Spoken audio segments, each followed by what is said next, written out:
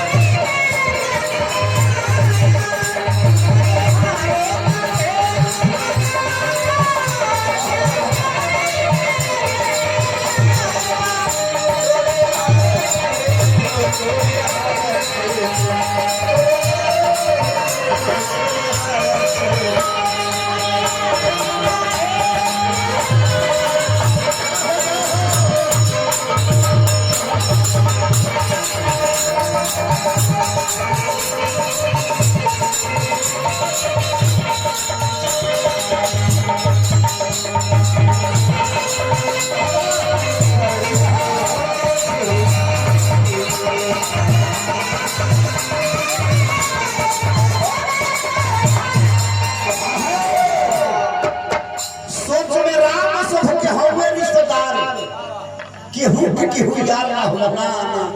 केहू के रिश्ता भाई हमने के तैयारी वही झूठ के नहीं होला का हो दिन भर यारी या साँझ होते होते रुपी गाड़ी हां जी हां हमने के यार गाड़ी कहां वाह वाह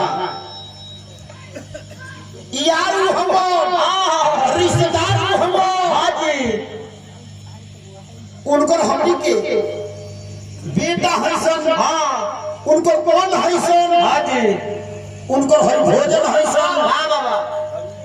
सब कुछ हुए हैं हमनी के वाह हम को उनको जजाद है सब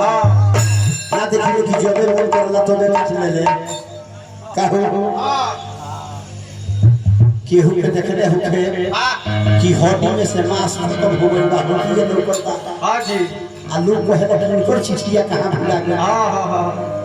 लेकिन उनको जजा झमो हां जी हां उनका के पकावत है कि पूरा पाक गया हां जब झरे लगी है हां तो इनके के काटे वाह वाह आखिर उनके काट ही रहता ध्यान देता हां काट ही हां जी आ काट ले करे वाह वाह तो सब हुए करले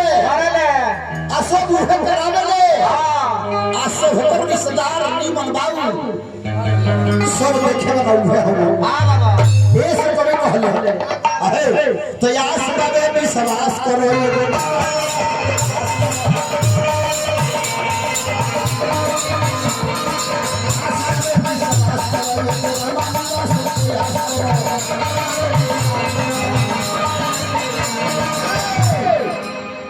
आस सबे विश्वास करो एगो रामा निवास के आस करो बबुआ टाइट रहो कभी कहले आस बाबे विश्वास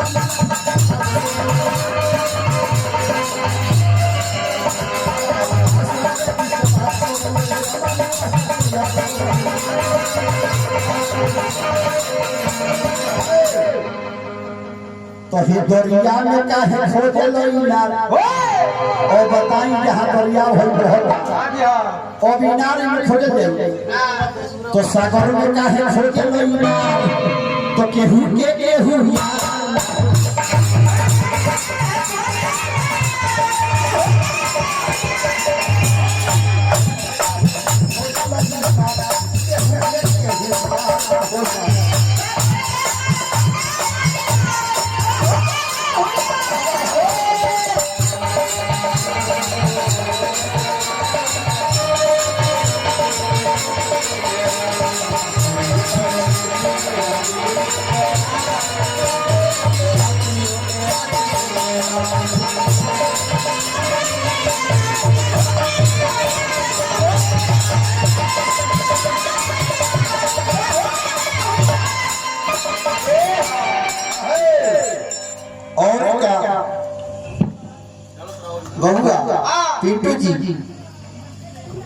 कहले का कहले का कहले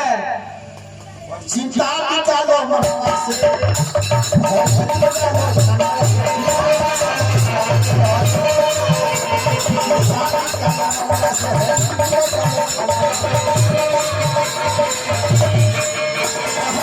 एक और गोरा घर नहीं छे चिंता भीति अहंकार जितना भी घर में रख निकाली हां आ भजन ही छोड़ दे बाबा कहत रहे कि छोले में भजन करी हां जी हां एक और समय टाइम नहीं छे कि वो होबे ना हां उठल बानी बाबा यही बेटा सुन कोई भगवान के भजन हां जी हां जो भी भजन करे हां भगवान भजन के सुने लगे हां हां वाह वाह वाह वाह वाह तो सब के राम बबुआ हमारे रिश्तेदार चलो तो केहू के केहू